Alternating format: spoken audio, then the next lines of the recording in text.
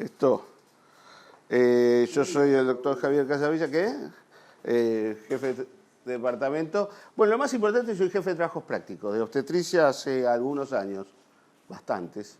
Y bueno, yo les doy dos clases que para mí son tal vez muy importantes, están encadenadas.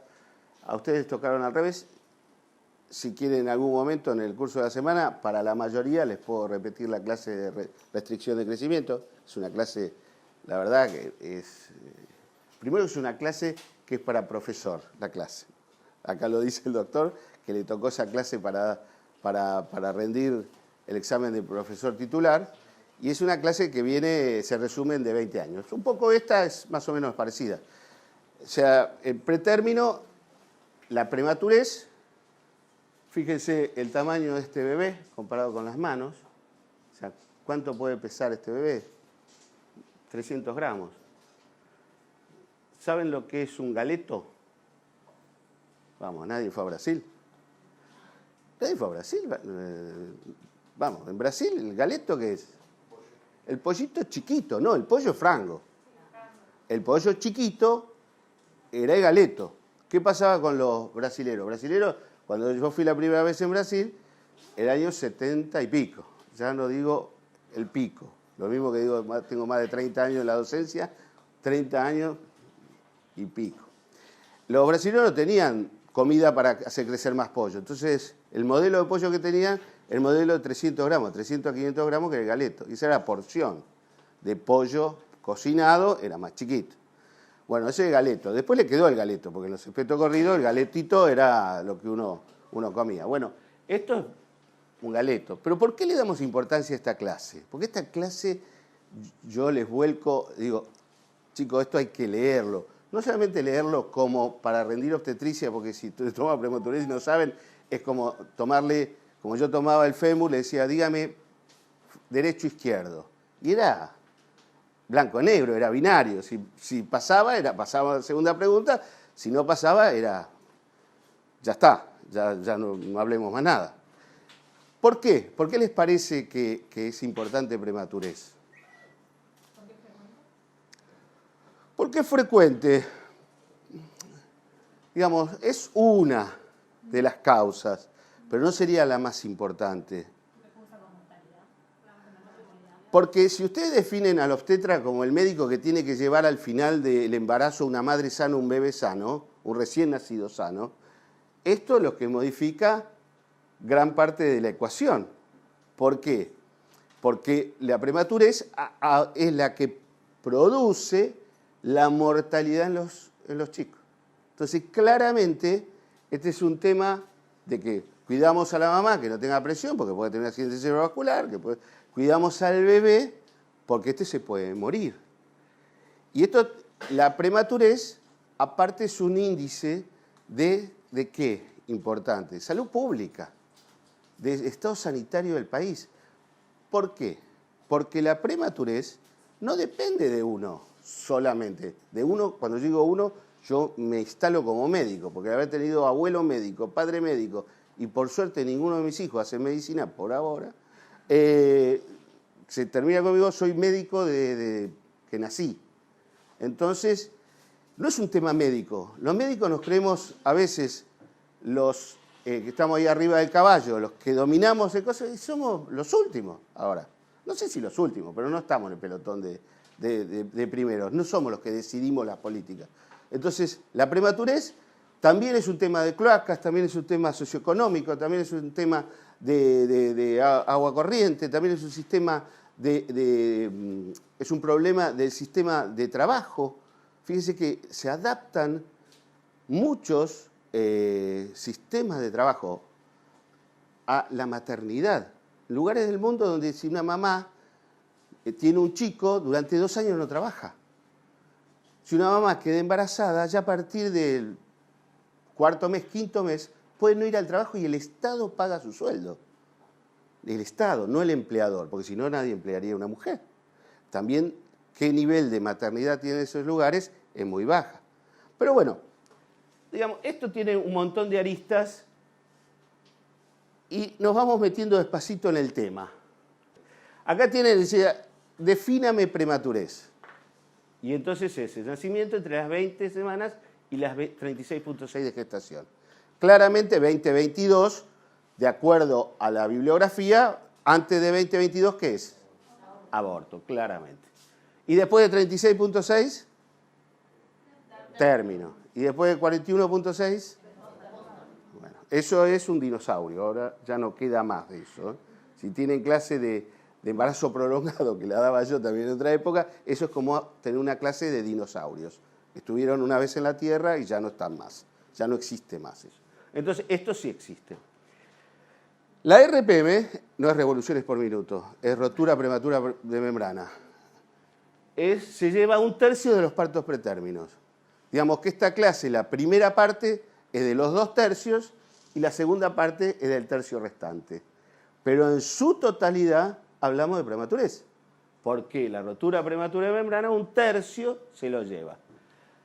Se reconocen multicausalidades, o sea, no una sola, no dos, no solamente en la disciplina médica, en todas las disciplinas. O sea que la prematurez es un problema constante, ¿no? Y se puede definir como el nacimiento antes de la madurez completa y que nos brinda fetos no preparados para vida extrauterina. No preparados, digamos, lo primero que va a ser no preparado va a ser que no puedan respirar. Pero si yo logro que respiren, o que respiren, el resto, el riñón no le funciona, el hígado no le metaboliza, la grasita que tiene no los cubre, no los protege. O sea, es todo, primero respire, porque se va a morir a los 3 minutos, y después que pueda seguir viviendo. No es solamente que pueda respirar. Bueno, puntos tópicos a pensar, ¿no? La incidencia, lo mismo que le dije, la incidencia de restricción, la incidencia de prematurez. De 5 y 12%. Háganse la idea que el 10% es el número que se tienen que acordar. Si me dicen prematurez, 10%, me dicen prematurez, 30%, no sabe. Me ponen 2%, no sabe. El 10% sabe. ¿Qué pasa con esto? Es el 10%, pero ¿en qué población? ¿En toda? ¿Uniforme? No. La incidencia de sectores más vulnerables son los de bajo nivel socioeconómico. Entonces vamos a tener, como tenemos en la Argentina, sectores que se comportan como Londres, como la capital federal. La capital federal realmente tiene índices igual que puede ser a Roma, a Londres, a París. No hay ciudad en el mundo que tenga 30 hospitales, por no decir 33 o 34.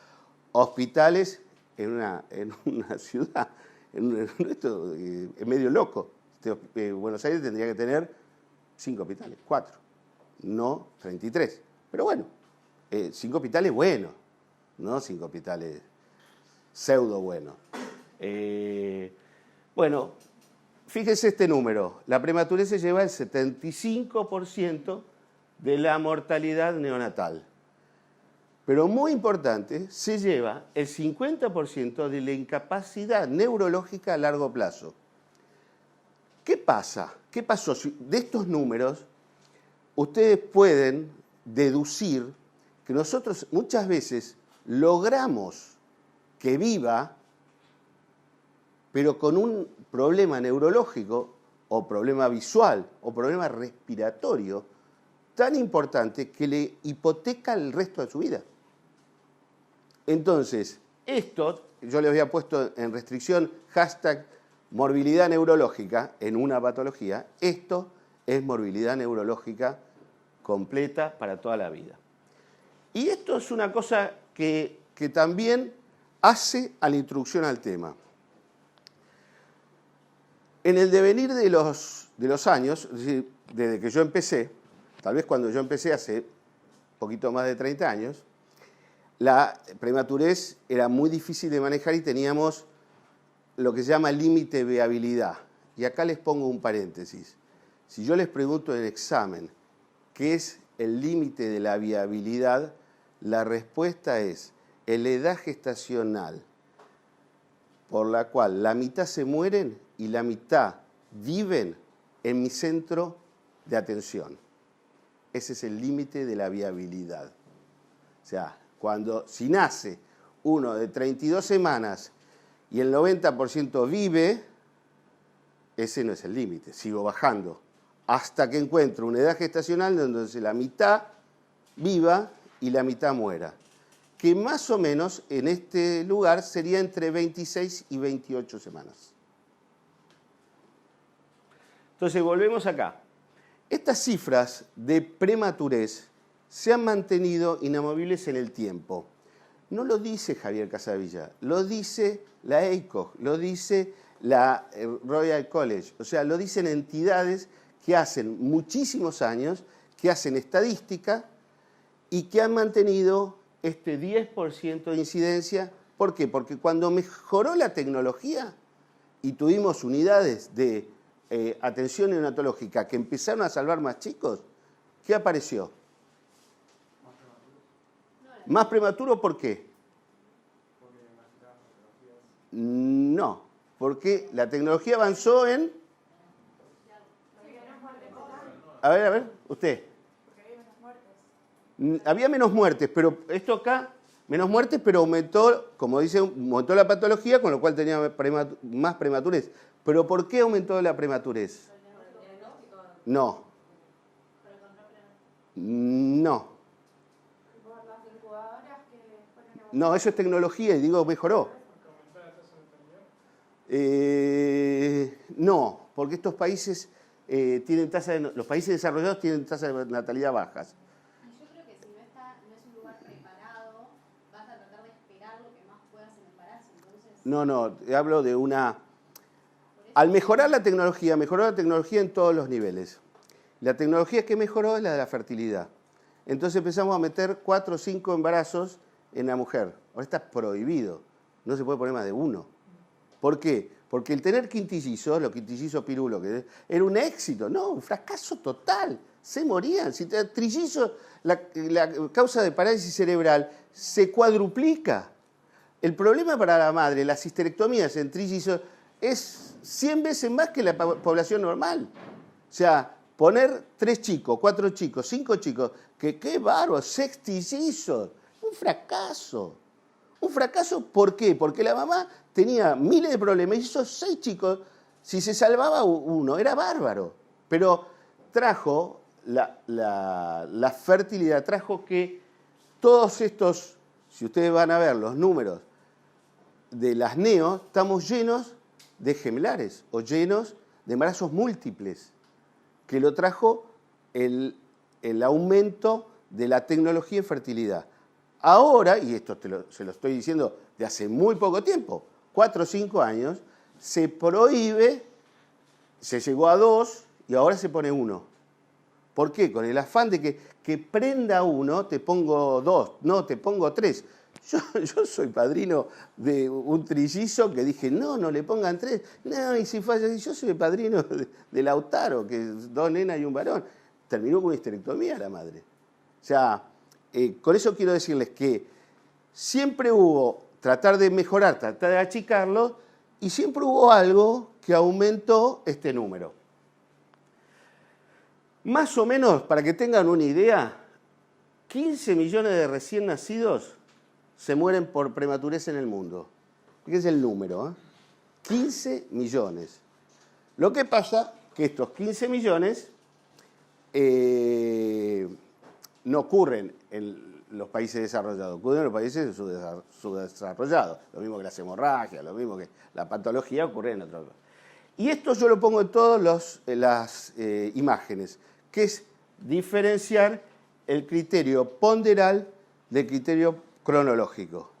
El que vino a hacer restricción entendió que un chico puede pesar 2 kilos y tener 38 semanas o tener 28 semanas. ¿Está claro? Y estamos hablando de 10 semanas de diferencia entre cada uno. Una cosa es el peso y otra cosa es el tiempo. Uno lo ve a veces chicos de 15 años que miden como esa puerta y chicos de 15 años y chiquitos, los dos tienen 15 años. Bueno, una manera de clasificarlos actuales es dividirlo entre espontáneos e inducidos. Esto es claramente los que nos sorprenden y en los inducidos, es donde nos llevamos la bandera los médicos, en donde indicamos un nacimiento en un embarazo que es antes de término.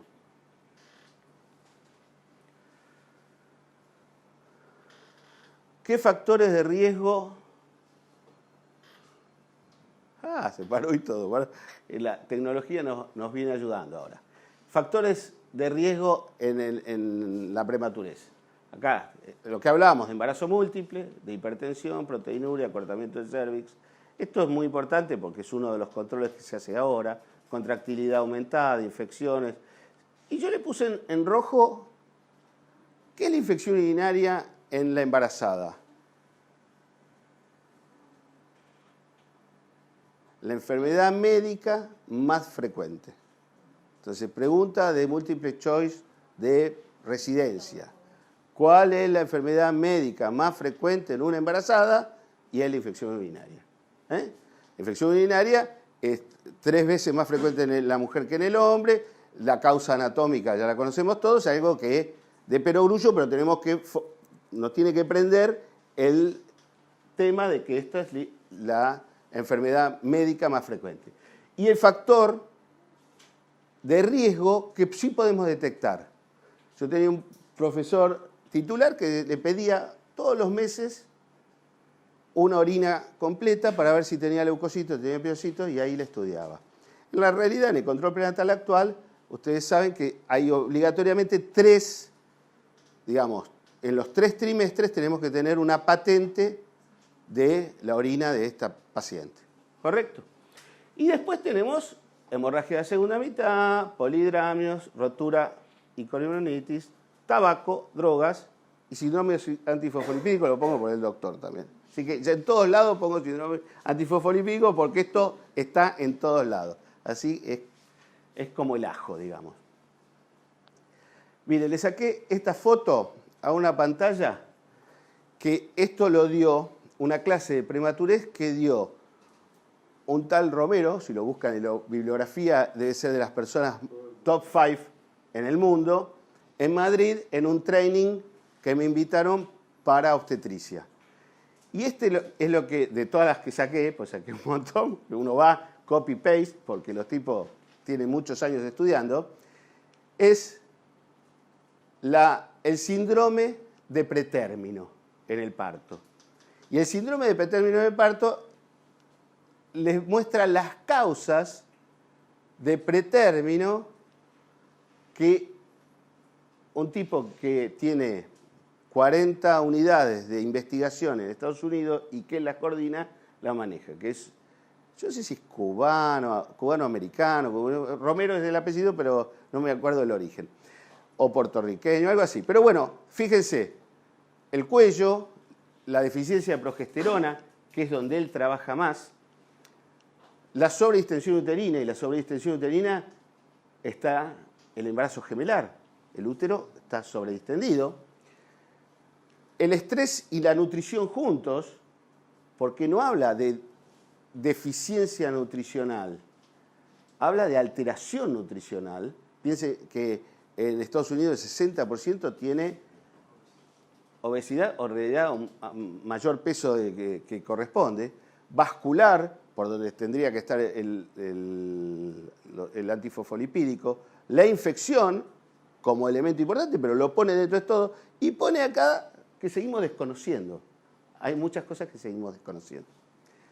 Alérgico, y acá tenés donde se va a trabajar más, que es la parte genética. Porque también va a haber otra cosa. ¿Ves? Acá, y él cita acá a Romero y todo el resto. Y acá esta es una doctora, también americana, se llama Hassan, que es una de las que más trabajó en progesterona y prematurez. Factores de riesgo demográficos. Hablamos personales, ahora vamos a ponerle demográficos. Clase social baja, analfabetismo, edad menor de 16 o mayor de 40, trabajo pesado. Esto también es relativo. Yo trabajé en un sindicato como médico obstetra en mis inicios y yo tenía pacientes que trabajaban, me acuerdo, colocando espadol un sindicato químico y petroquímico, y hacían este movimiento todo el día. Agarraban 4 cositas de Padol y lo ponían en una cajita. ¿Saben lo que es 8 horas de hacer esto? Era tremendo. Yo decía, y llegaban a 8 meses de embarazo y no tenían una contracción, no tenían preocupaciones. Y por otro lado, estaba disociado, porque trabajaba en Medicus y atendía a abogadas, un trato social mucho más alto, y a los 5 meses no podían estar porque tenían contracciones, por eso también lo del estrés y el estado nutricional. Nulíparo, gran multípara, menor de 1,50, madre sola, acá decía madre soltera, soltera estamos todos, ya prácticamente ya estamos. Madre sola, esto es muy importante. ¿Por qué? Porque una madre debe estar acompañada. Si no tiene a su mamá, o no tiene a su tía, o no tiene una amiga, el Estado se tiene que meter ahí a acompañarla. Porque una madre sola es tema de problema. No problema por 1, sino problema por 2. Peso anterior menor a 45, y esto que se lo pongo en rojo. Cuando yo le pongo algo en rojo, es que es lo más frecuente. Y de la misma manera que se estudiaba la parte genética, porque pacientes que repiten en la prematurez sin tener una causa, es el antecedente de parto pretérmino como la causa a destacar en la prematurez. Esto es una cosa que se ve también, que es el intervalo intergenésico breve, y anomalías uterinas. Esto, como van a tener esto, que no vino su compañero, que le mandé, que me rebotó la clase. ¿Vos sabés que me rebotó la clase? No, dice que no se podía pasar. Después te voy a mostrar. Igual traje el pendrive para que lo puedas pasar. Hoy me fijé.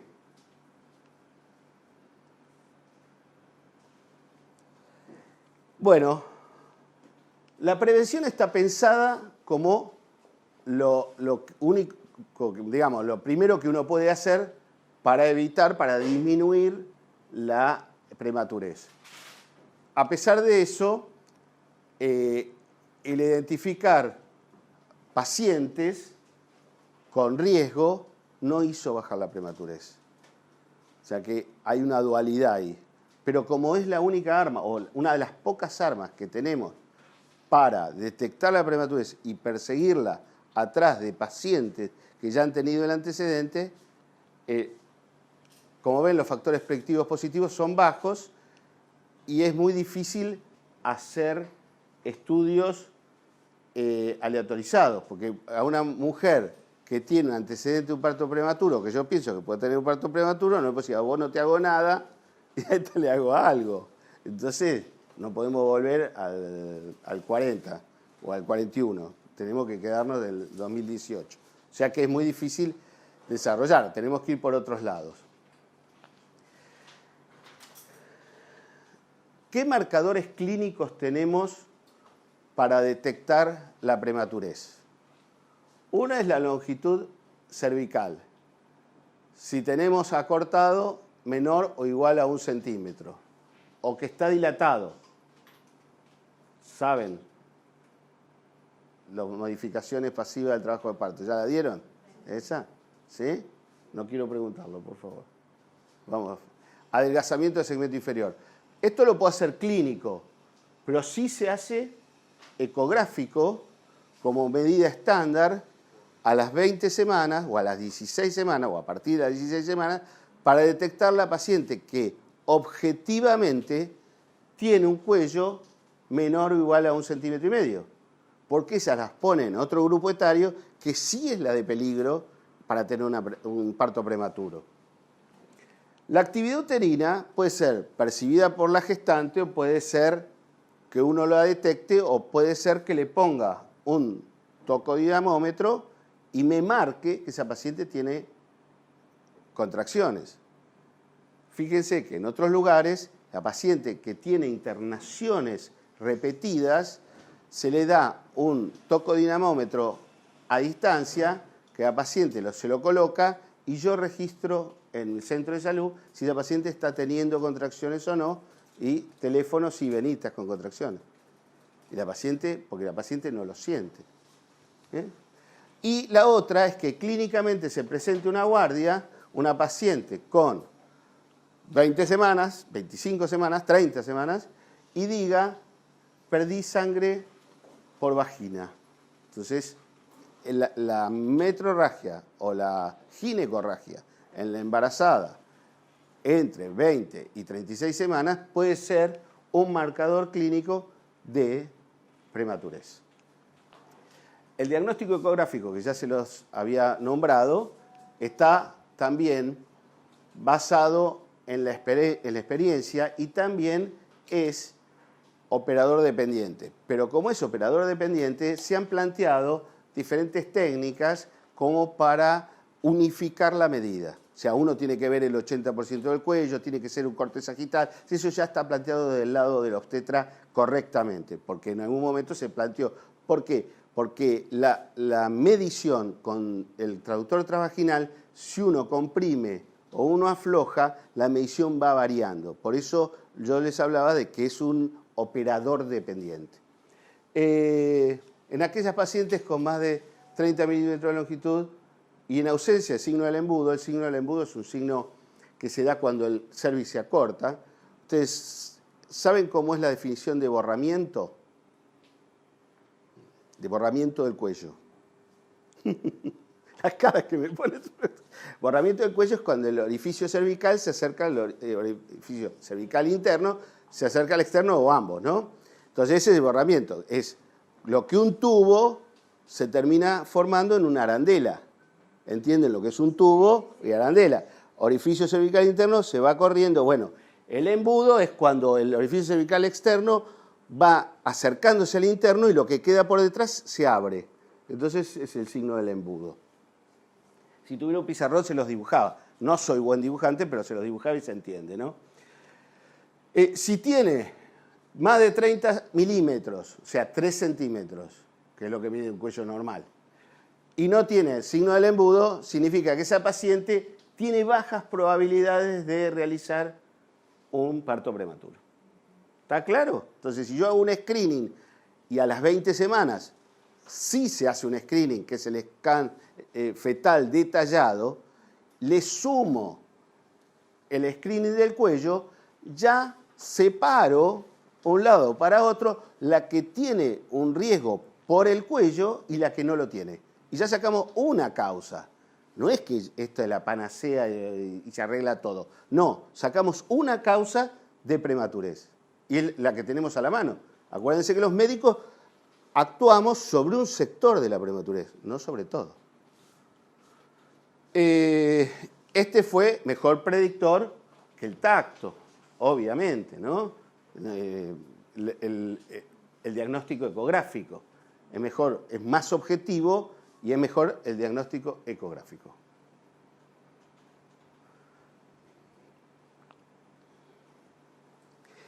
Estos son todos marcadores bioquímicos. ¿Por qué? Porque sobre esto se trabaja mucho. Entonces, el marcador bioquímico se trató de buscar algo de manera, sacamos sangre, tomamos muestras, que me dijera que esta paciente podía tener la posibilidad de tener un parto prematuro. Pero lo que se encontró de todo esto y lo que se usó de todo esto y se usa es uno solo, que es la fibronectina fetal. La fibronectina fetal, ¿pero para qué? Piensen que es un kit de que yo lo saco, le tomo una muestra en el flujo vaginal y me dice positivo o negativo. La fibronectina es un producto de degradación del colágeno que habla de la actividad de las colagenasas a nivel del cuello. Con lo cual, si hay actividad de colagenasas, hay actividad del cuello, que es lo que estamos tratando de despistar. Pero, ¿qué pasa? No sirvió para saber cuál es la que iba a ser el parto prematuro, pero sí me sirvió para decidir la que no iba a tener parto prematuro. Entonces no fue por el valor predictivo positivo, fue por el valor predictivo negativo, que fue alto, de la que no tenía. Se los voy a poner en términos que lo van a entender. Si yo tengo una paciente que viene con contracciones y le tomo una muestra de fibronectina y la fibronectina me viene negativa, por más que tenga contracciones, esa paciente, si la tacto y tiene un cuello cerrado, no va a ser un parto prematuro. ¿Se entiende? Valor predictivo negativo. No lo tiene, no lo va a hacer. Estas son las etiologías del punto de vista, digo, celular o molecular. O sea, interacción de varios factores, hormona liberadora, franca disminución de la concentración de la proteína que liga CRH, incremento de los puentes celulares, activación del marcapaso uterino, activación de la síntesis de prostaglandina, degradación proteolítica del tejido conectivo. Estas son las del punto de vista fisiológico, digamos. Del punto de vista clínico, la detección precoz de la sintomatología. ¿Cómo ven a una paciente que podría padecer un parto prematuro?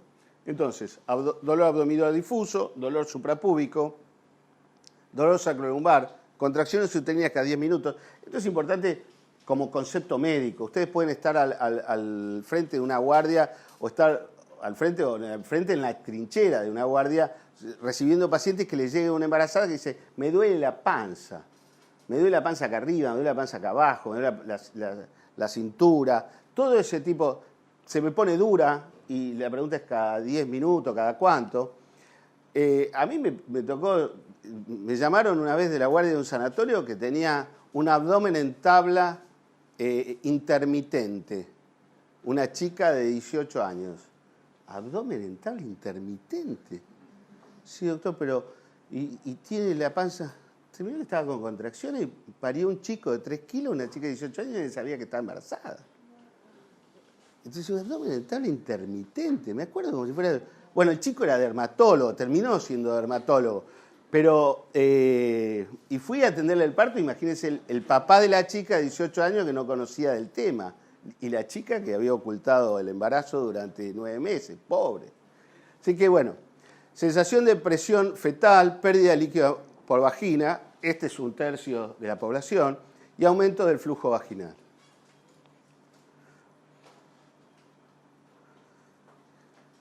¿Qué tenemos que hacer nosotros como médicos frente a eso?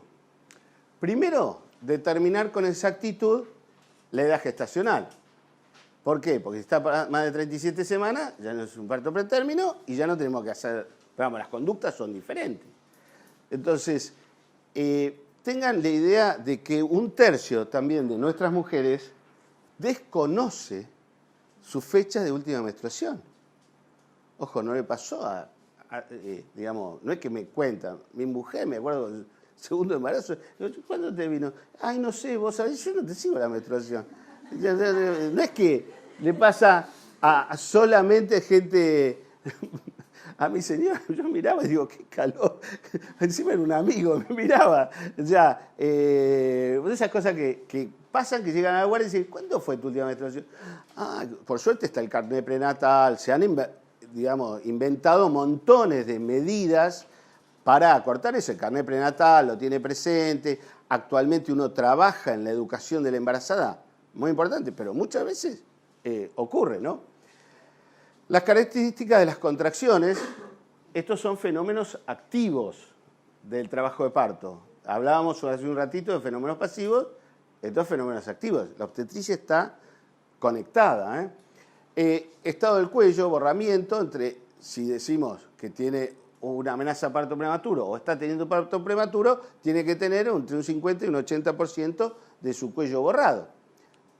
Dilatación igual a o mayor a un dedo. Le pongo un dedo para no ponerle 2 centímetros, 3 centímetros. Si tiene más de 3 centímetros, esa paciente está entrando en un trabajo de parto, está en un preparto, y si tiene el cuello borrado, se van juntando los factores, ¿no? Superado los 3 centímetros, se llama trabajo de parto franco, o sea, 4 centímetros para arriba. Posición del cérvix, ¿se acuerdan que el cérvix tiene una posición y va cambiando, ¿no? ¿Sí? ¿La saben esa? ¿La posición? Bueno, después la pregunto. Y el apoyo de la presentación y el estado de las membranas ovulares.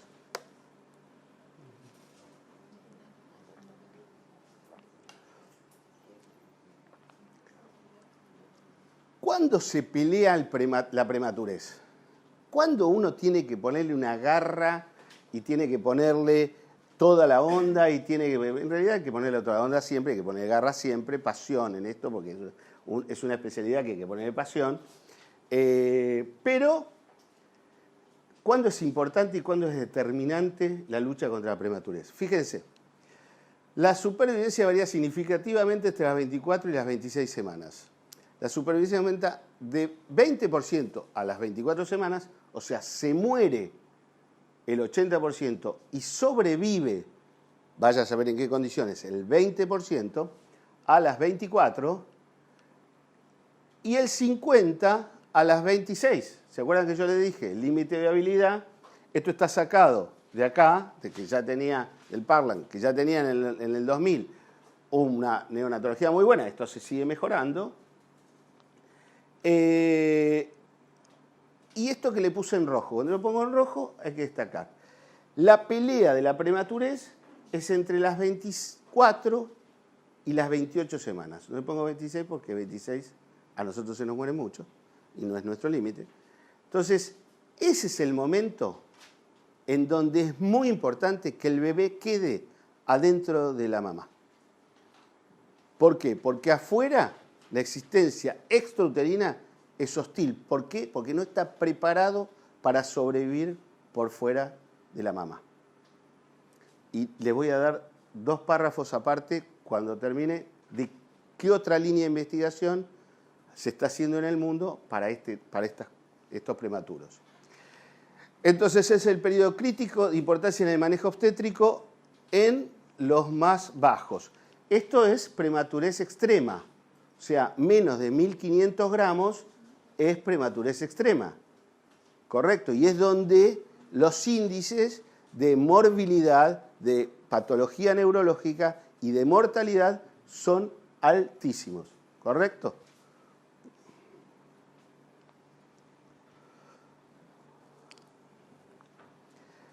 Para esto en el mundo se empezaron a hacer cosas para que estos chicos sobrevivan y tengan la menor morbilidad posible. Y esto fue un trabajo de Liggins en Australia. Australia tiene un sistema de salud mejor que el del Reino Unido y como es una isla y es muy cerrado y se conocen todo y conocen toda la historia clínica, fue donde se pudieron hacer los trabajos de administración de corticoide en la embarazada y su repercusión. Algo que ya no se discute más.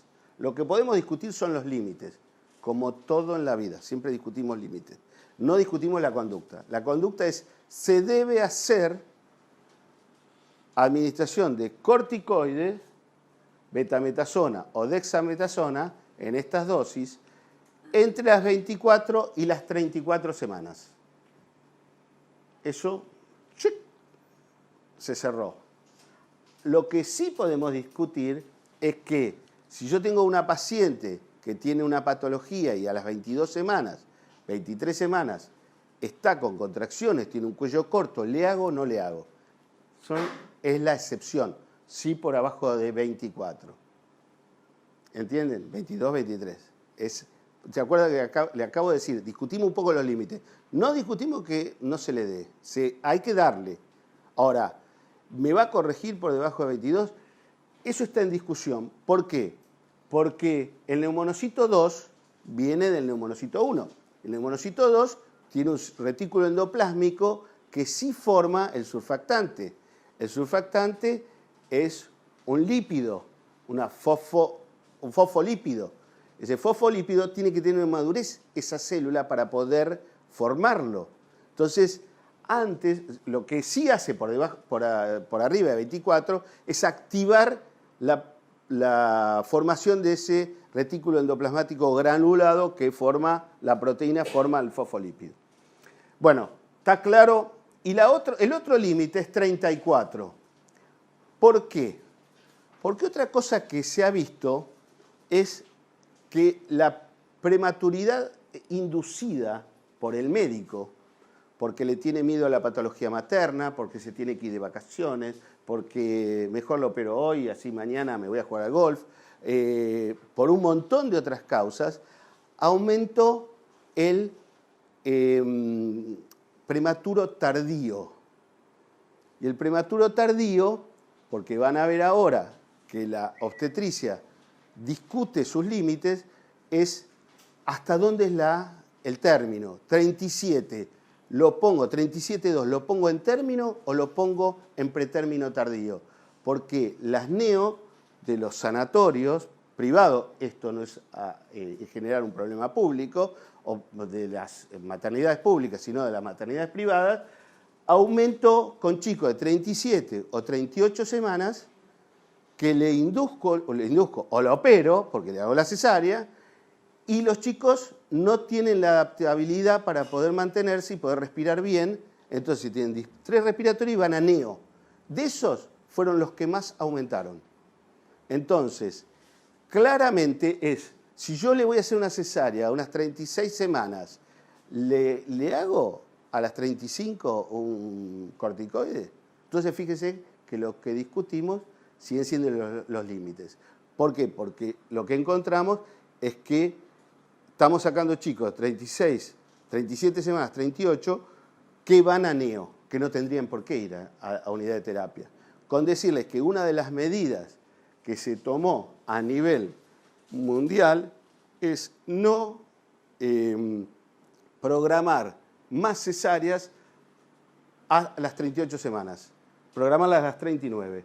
Todas las pacientes que tienen 2 cesáreas anteriores o tienen una cesárea, una sola corporal y la paciente quiere operarse, se corre a las 39 semanas. Fíjese, una medida de prematurez para evitar esta prematurez tardía. Bueno, seguimos.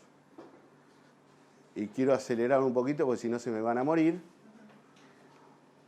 No, me faltaba... Algo tenía antes. Ahí está. ¿Qué tratamiento le hago a estas pacientes? Reposo en cama, hidratación parenteral, plan de útero inhibición, incrementar hasta lograr... El plan de útero inhibición, yo le pongo esto porque en la Argentina tenemos 30, 300, 3000 y ahora les quiero decir bien, 1200, 12000, no, 120, 12.000, 1200 y 12.000. ¿Qué es esto? Es el valor de la medicación para la útero inhibición. ¿Por qué? Porque tenemos una línea barata, una línea intermedia y una línea cara. Las tres bastante parejas, pero como se usa mucho la barata tiene contraindicaciones y tiene efectos colaterales muy grandes. Entonces, vamos a esto. Incrementar 120 minutos. Quédense con esto. Ahora volvemos a charlar esto. Ecografía, dentro del tratamiento, verificar la biometría fetal, verificar el volumen líquido amniótico. La indometacina es discutida. ¿Por qué? Porque la indometacina actúa sobre el cierre del ductus. Entonces, si tiene más de 35 semanas, no se puede usar. La maduración pulmonar también va a ser relativa, porque si está pariendo, no lo voy a poder usar. Si me va a durar más de 24 horas, lo debería usar. La toma de cultivos, anal, endocervical y urocultivo es muy importante. ¿Por qué? ¿Qué bichito? Estreptococo. Muy bien eso. A ver, se despertan. Y de duración del ataque, esto tendría que poner 24 a 72 horas. Las drogas. Pero, beta-miméticas. Pero en realidad, a ver si puedo ir para atrás. Esta es la que más se usan y estas son las más baratas. ¿Correcto? Ahora,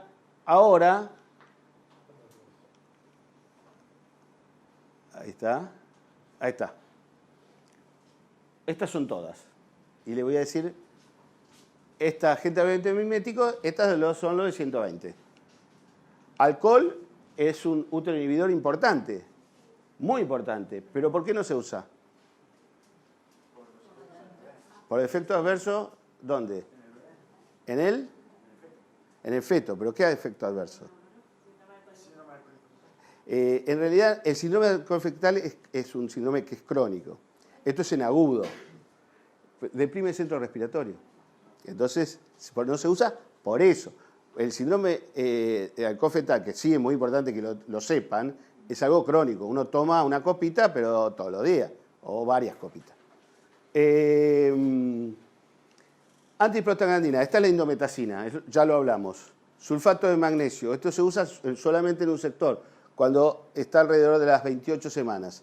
Bloqueante de los canales cálcicos, esto es el Adalat, esto es off-label, fuera de la indicación, es como el Oxapros, fuera de la indicación, no hay preindicación. Y este sí es el que se usa, antagonista del receptor de oxitocina, que es el Atosiban. Este es el de 12.000. Por suerte, ahora, de la misma manera que para cardiología se usa el stent más caro, con la adrenalina, y para otras especialidades se le da la medicación más cara, ni hablar de oncología, ¿no? Los valores de oncología no tienen nada que ver. Yo tengo una hija que fabrica el cisplatino y los valores son locos. Nosotros disponemos de esto en el plan en la capital federal, pero en Catamarca, en La Pampa, en el Maitén, no hay de esto. Así que, y ahora sí, va solito. Este es el de mayor uso y este es un beta-mimético. ¿Qué ocurre con los beta-miméticos? Actúan sobre los receptores beta-2, produciendo relajación del útero grávido, de los bronquios y las arteriolas, y estimula la gluconeogénesis. ¿Qué efecto al actuar sobre las arteriolas? Vasodilata. ¿Qué efecto produce? Una taquicardia muy importante sobre la mamá. Entonces, tiene un efecto rápido y tiene estos efectos colaterales. O sea que a una mamá que tiene una cardiopatía o no estudiada, o que tiene una patología cardiológica, o que está anémica aparte, y yo le pongo este medicamento para tratar de que el útero no se contraiga, le aumento de gasto cardíaco, la frecuencia del pulso. En pacientes con insuficiencia cardíaca previa va a la insuficiencia cardíaca, va al edema agudo de pulmón, arritmia, isquemia, infarto, aparte de trastornos metabólicos como hipopotasemia, hiperglucemia e hipocalcemia. Limitar el uso de esto a 24, máximo 72. Limitado su uso en coriamnionitis en diabéticas y provoca alteraciones del electrocardiograma. O sea que son drogas que parecen que ayudan, pero ayudan en un sector muy chiquito y con muchos efectos colaterales. Eso es lo que se tiene que llevar. Por vía intravenosa, sí. El suero. Cuando yo empecé la especialidad, le poníamos el Dugadilán y la controlábamos por la cantidad de latidos. Cuando superaba los 120, le reducíamos el goteo, decíamos que saturaba con la droga, pero a 120 latidos le digo, me falta el aire, decía, me falta el aire, el corazón se me sale, doctor, se me sale el corazón. Y decía, bueno, ahora está haciendo efecto, y está haciendo efecto sobre toda la mamá. Pero era lo único que teníamos. Ahora tenemos otras drogas caras, pero que no tienen esos efectos. El único problema que tiene el Atosiban, aparte de que ser caro, que tendría que tener cadena de frío. Algo que le pasa también a la oxitocina, que debería tener cadena de frío. Y muchas veces perdió esa cadena de frío y nosotros le estamos dando y no tiene efecto. Y muy importante, ¿por qué? Porque en el mundo que tiene prematurez, es un mundo donde no tiene energía y donde no tiene heladera. La heladera es un valor escaso. Entonces, ahora ya está en prueba, le diría que ya está por salir, el Atosiban, el termoestable. O sea, que no requiere de heladera. Que ese sí sería un impacto muy importante porque lo puedo tener en la vitrina, cerrada con llave, obviamente, porque vale mucha plata, y de uso digamos, en todo momento.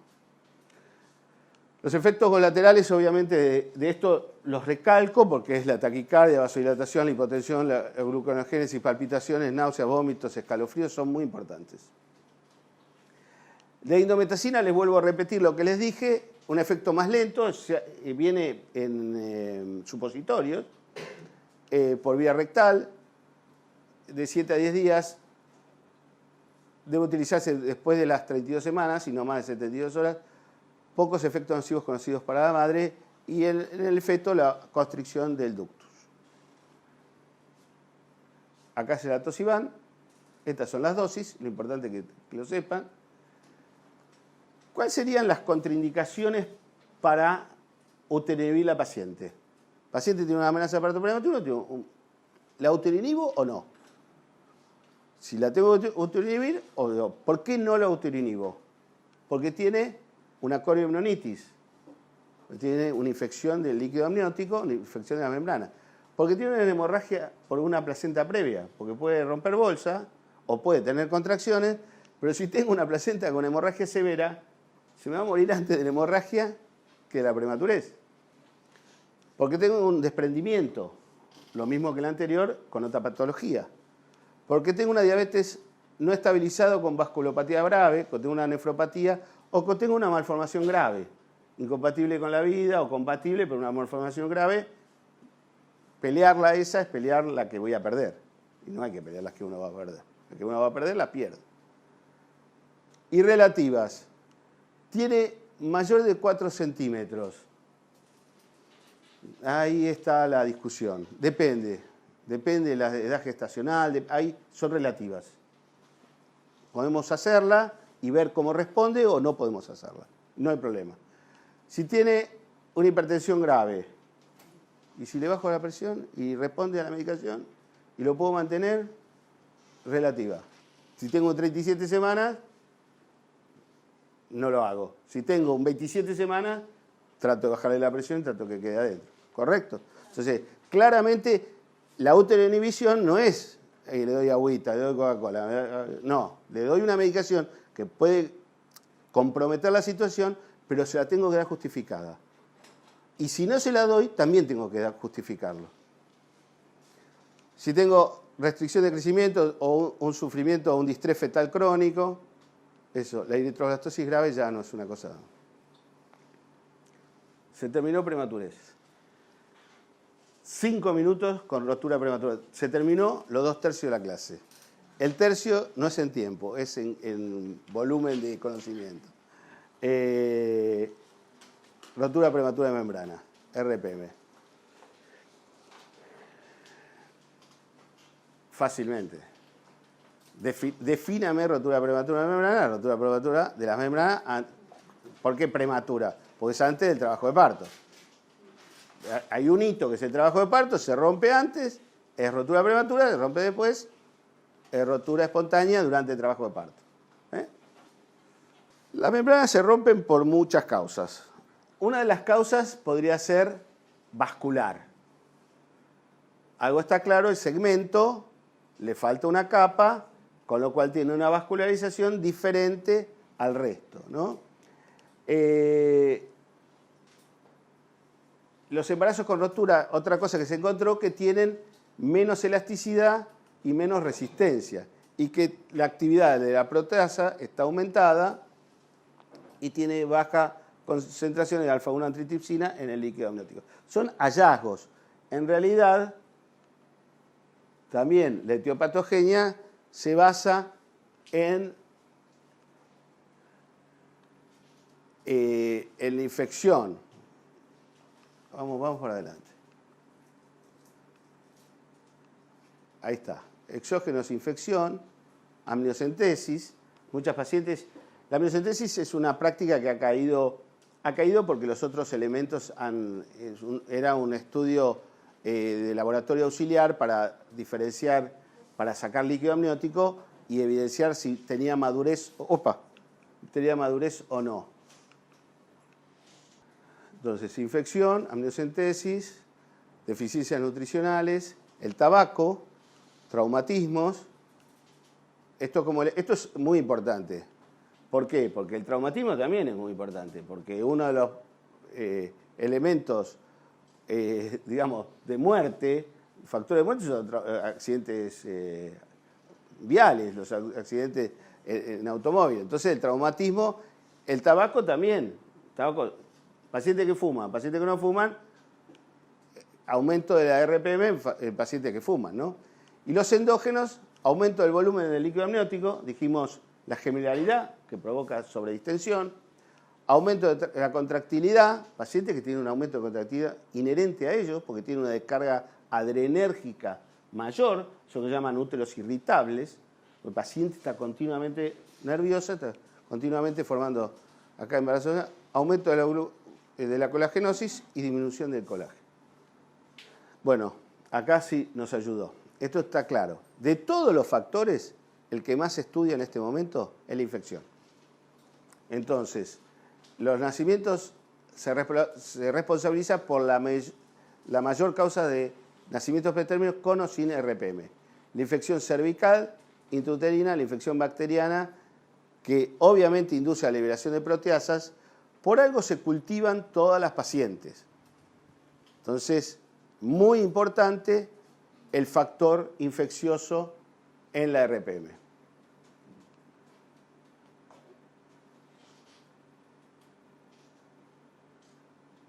De esto tienen que entender esta. El oligoamnios entienden que es la menor cantidad de líquido amniótico al final del embarazo o en algún momento. Es difícil de medir, no es un número que uno pueda hacerlo claro, pero cuando hay oligoamnios, el problema de la RPM puede estar presente. Y la paciente dice, perdí un poquito de líquido, no pierdo más. Y no tenía mucho, tenía muy poquito. Pero las vías de infección son ascendente, la más frecuente, hematógena, que puede ser transplacentaria, o canalicular, que venga de la trompa. Y también pueden producir amniocentesis, pueden producir la infección, o pueden producir por cordocentesis, que es una actividad mucho más moderna. Que la infección cérvico-vaginal estimula la actividad de fosfolipasas, también estimula la producción de macrófagos, que aumenta la síntesis de colagenasa y elastasas, que deprime la actividad bacteriostática del líquido amniótico. Esto aumenta la síntesis de prostaglandinas, aumentando la liberador de mediadores, la interleuquina 1, el factor de necrosis, el FAP, aumento de la actividad de colagenasa, y esto provoca el parto prematuro. Ahí ven cómo terminan. Por un lado el parto prematuro y por el otro lado, cuando actúa sobre la parte infecciosa, actúa en RPM. Entonces, la infección actúa en dos lugares, aumentando la probabilidad de parto prematuro y aumentando la probabilidad de rotura prematura de membrana, por acción sobre las membranas. Estos son los bichitos que tenemos, de la Neisseria, clamidia, Gardnerella, ureaplasma, tricomonas, cándida, estrepto, grupo B, muy importante, y el resto. ¿Cómo diagnosticamos una RPM? Ahí donde hasta ahora era libro, ahora están frente a la paciente. El paciente viene y les dice a ustedes, doctor, perdí un poquito de líquido. No sé si me oriné, no sé qué me pasó, sensación de micción no tenía, tampoco le van a decir eso, pero algo así para que entiendan. Entonces ustedes tienen que decir, bueno señora, acuéstese. Generalmente se puso un apósito, entonces miran el apósito, ¿qué color tiene? El color verde, cuidado, es líquido amniótico con meconio. No hay otra explicación. O sea, en nuestra tarea hay que hacer cosas que a otros mundos desagradan, nosotros estamos habituados. Miran, huelen. Cuando miran, huelen, es color blanco. Olor a lavandina. Algunos dicen olor a esperma. Eso es líquido amniótico. Entonces, sacan pañito y está sequito. ¿Perdió? No perdió. ¿Qué pasó? ¿Se orinó? No se orinó. Bueno, saca el pañito, está amarillo, eso puede ser orina también. Pero bueno, ¿qué hacen? La acostaron. Antes miraron el pañito, pusieron la mano en la pancita. Le ponen la mano en la pancita y le miden la actividad uterina. ¿Está el útero aumentado de tono o reducido? ¿Está con contracciones o sin contracciones? De paso, uno si empieza a establecer transferencia con la embarazada, que no es poca cosa en una guardia. La embarazada, el marido, la mamá, la hermana, ahora participan todos. ¿Qué hago? ¿La tacto? La pregunta del millón. Todo esto era para esa pregunta. Pero si rompió membrana, ¿no es peligroso? No la tacto. La respuesta es no, doctor, no la tacto. ¿Qué hago? Guantes estériles, espéculo estéril. Señora, le voy a mirar a ver de dónde salió el líquido. Coloco el espéculo, con la técnica, mejor técnica que puede, miro el cuello. Si el cuello viene líquido amniótico, chao. Entonces, yo les cuento lo que se hace en una guardia. En una guardia de este hospital, también uno podría ir y derivarla en silla de rueda, ante la duda, a ecografía, o tengo el ecógrafo en la guardia, le hago una ecografía. Pero vamos a la clínica. Ustedes están en González Catán, no sé, en Río Gallegos. Cuando veo el líquido o veo el flujo que tiene, ¿qué hago? Tomo una muestra. Si tengo microscopio, la pongo en un porta y lo voy a ver al microscopio. Si forma hojas de lecho en el microscopio cuando se seca, eso es líquido amniótico. Si no tengo microscopio, ¿qué puedo hacer? Agarro un papel tornasolado y voy a ver el pH. ¿Por qué? Porque hay una diferencia de pH. Eso es lo que el tipo inteligente me dice eso. Hay una diferencia de pH. ¿Por qué? ¿Qué pH tiene el líquido amniótico? Si no lo sé, debo saber el de la vagina, que es ácido. Entonces, si la diferencia es alcalino, o básico, como dice, entonces si tengo un pH alcalino, no hay otra cosa que el líquido amniótico. Entonces es lo más sencillo todavía. Microscopía, ecografía, pH vaginal y clínica. Clínica, ¿qué maniobras puedo realizar para ver si es líquido amniótico o no? Muevo el espéculo un poquito y si viene un chorro de líquido, cuidado con esa maniobra, es líquido amniótico. La otra es una maniobra de Turner, que es un ayudante, levantaba la presentación, al levantar la presentación, que hace como tapón, viene el líquido amniótico restante. Pero ¿cuál es el problema de esta maniobra? Que arrastra el cordón, o que podría arrastrar el cordón. El líquido se lleva el cordón. El cordón está móvil sobre el líquido. Y se lleva el cordón, hago un procúbito de cordón, porque se va, o prosidencia, pero si tuviera las membranas, y eso es peligroso. Entonces, de esta manera tan sencilla, fíjense, no debo tactar a la paciente que supongo tiene una rotura prematura de membrana. ¿Por qué no la debo tactar? Porque le estoy llevando los bichitos de afuera para adentro y la estoy infectando yo si no ya se infectó. ¿Correcto? Muy bien. Complicaciones de la rotura.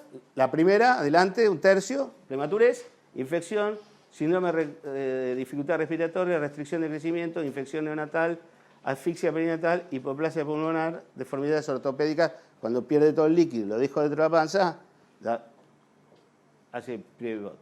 Complicaciones maternas, bueno, todas estas. Manejo, reposo, apósitos estériles. Después que corroboré que tiene una rotura prematura de membrana, pongo cartel, RPM. No realizar tactos vaginales, excepto que, ¿cuándo la tacto? Cuando está en trabajo. Muy bien, chico estudioso. Control de tensión axilar, ¿por qué?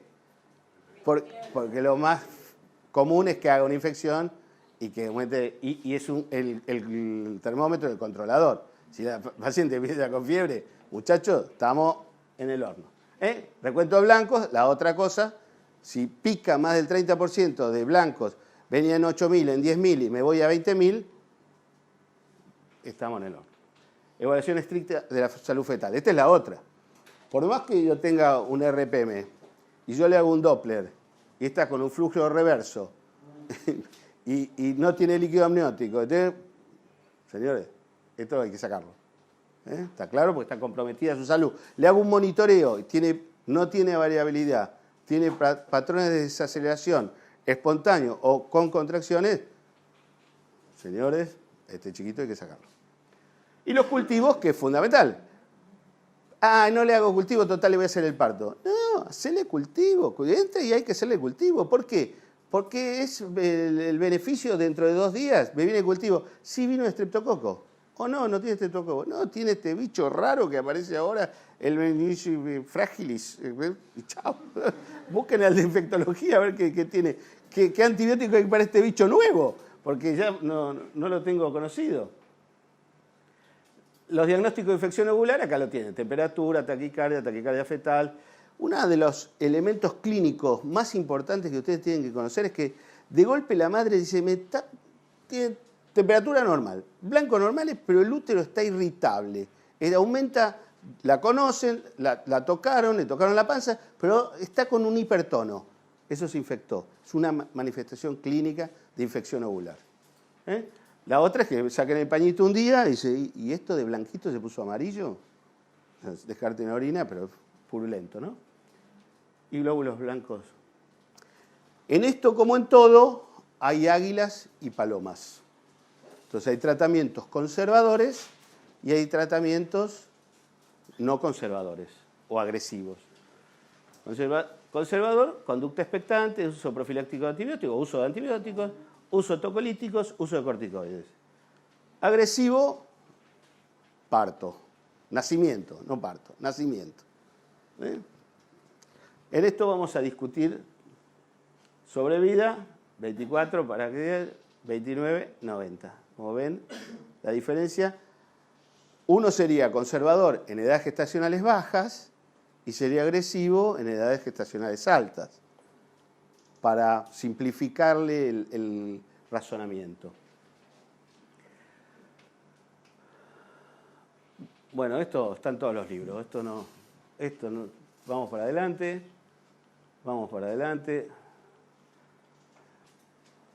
Lo más importante de esto es, si tiene infección se trata con antibióticos, si tiene más de 34 semanas se saca, menos se discute.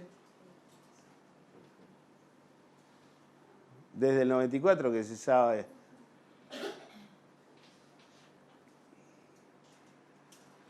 Todos los años esto se cambia o se corticoide, efecto sobre el feto, altera la variabilidad, reduce los movimientos.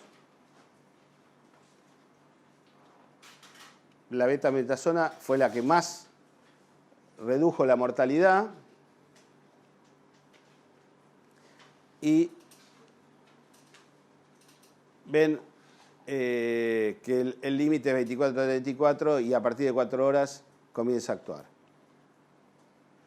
Intervenciones para que, digamos, tanto como en la obstetricia uno ha visto el tratamiento, es decir, cómo se trataba hace 30 años la hipertensión y mira cómo se trata ahora y sobre las mujeres se ha hecho embarazar cualquier cosa. Entonces, se hacen muchas cosas por una experiencia, pero no por evidencia. O sea, estas son todas las cosas intervenciones para hacer la prevención. Control prenatal, yo diría estricto. Scores de riesgo, pero vemos que no tiene tantos resultados. El cerclaje es algo que no lo nombré, pero también es útil en la prevención o en el tratamiento del parto prematuro.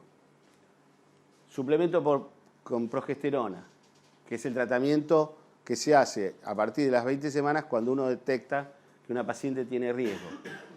Cesación de ingesta de tóxicos. O sea, si una paciente es consumidora de tabaco, de cocaína, de algo, tiene que parar. Si no, el parto prematuro lo vamos a tener. El apoyo psicológico, las intervenciones nutricionales. Si el paciente no comía proteína, Tiene que comer proteína, no hidrato de carbono. Educación de signos de alarma de amenaza de parto prematuro, monitoreo domiciliario, contacto frecuente con personal capacitado, eso es otra cosa también que ayuda por educación, terapéutica tocolítica, reposo en cama, hidratación, screening y tratamiento de infecciones, antibiótico para RPM, bajas dosis de aspirina y suplemento con calcio. Son intervenciones para... Bueno, hemos llegado un poco al final. Este es un tema que está en todos los libros.